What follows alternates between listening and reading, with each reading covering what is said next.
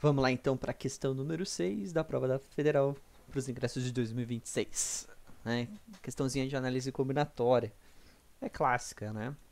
Então, a equipe técnica de um time de futebol analisou a possibilidade de a final do campeonato ir para a disputa por pênaltis. Caso isso ocorra, a equipe precisará escolher 5 jogadores diferentes dentre os 11 que estarão no campo. E também a ordem entre eles para a cobrança dos 5 primeiros pênaltis.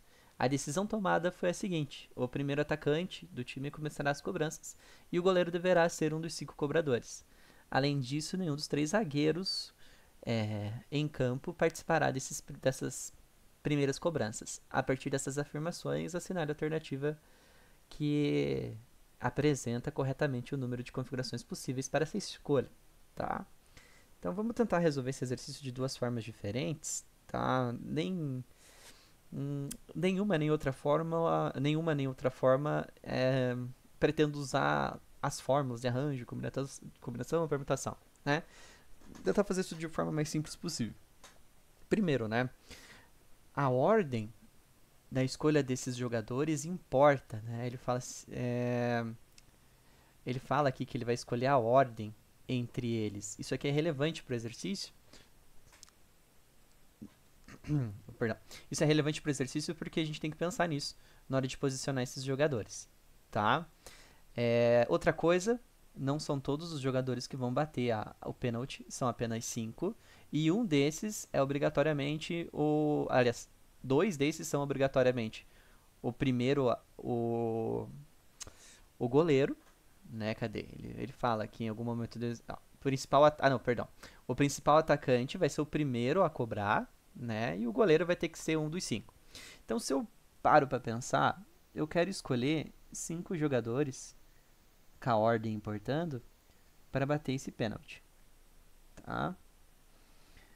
Lá no enunciado, ele falou que quem começa a cobrança é o principal atacante. Tá?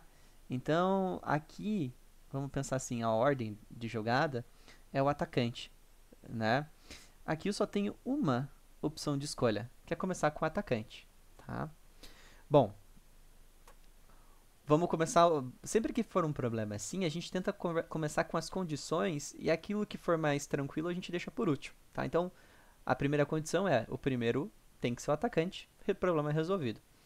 O que daria um pouquinho mais de trabalho, isso fica mais claro da forma 2, é o que acontece com o goleiro.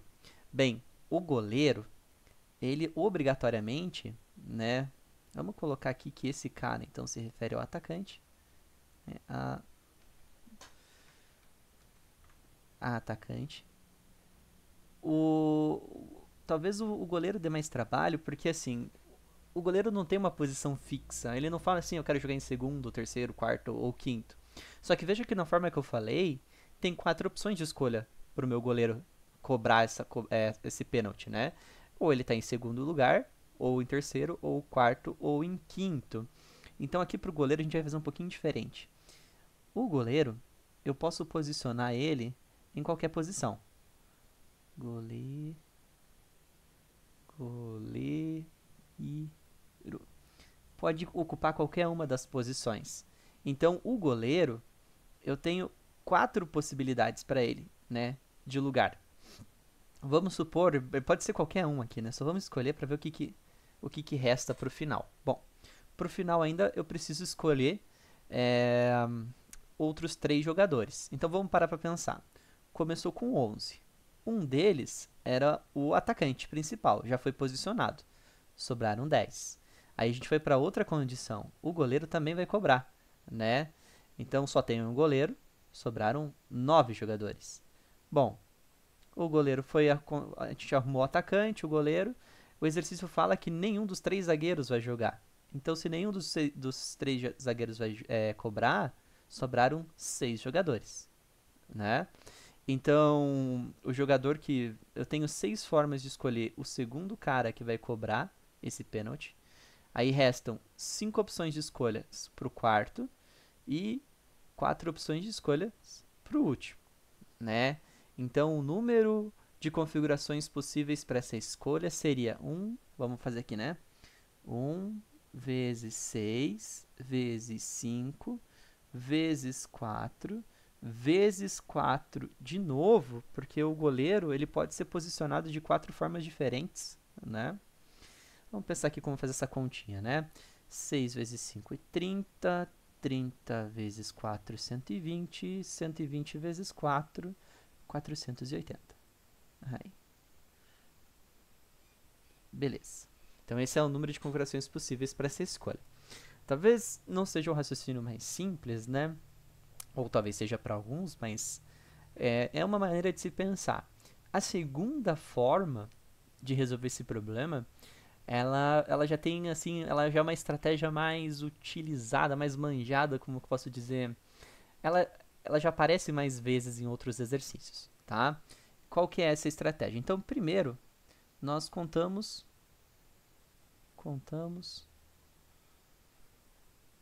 todas as posições. Todas as possíveis. Né? Como assim todas as possíveis? Tem que ter o atacante, tem que ter o goleiro e tem que ter os outros 6 jogadores.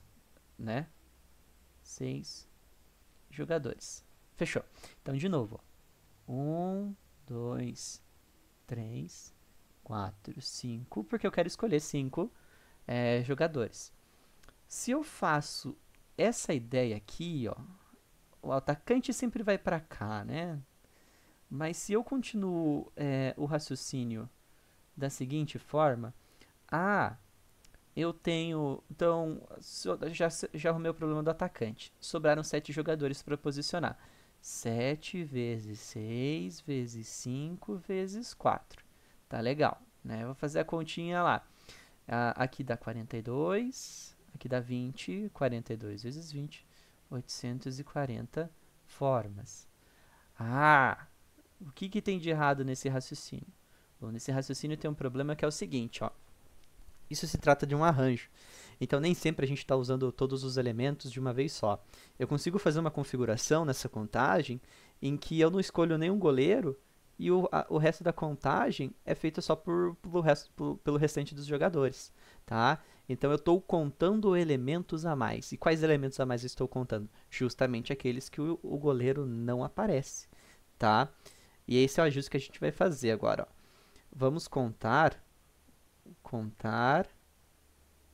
as configurações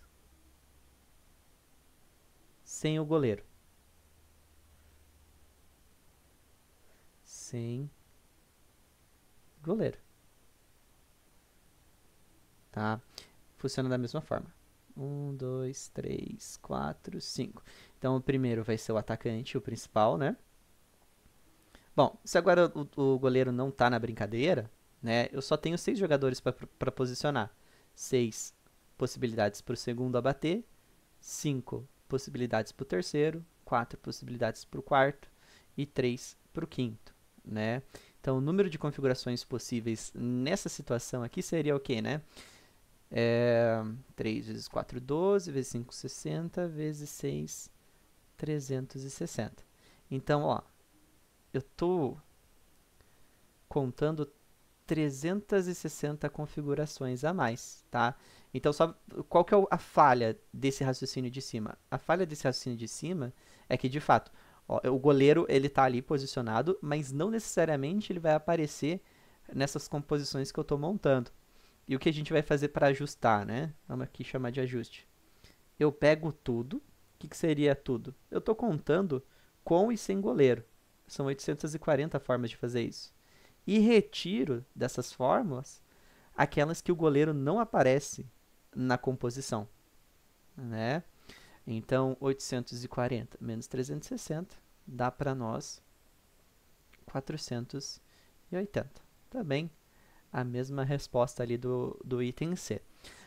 Essa segunda fórmula pode ser mais complexa, não sei, para alguns.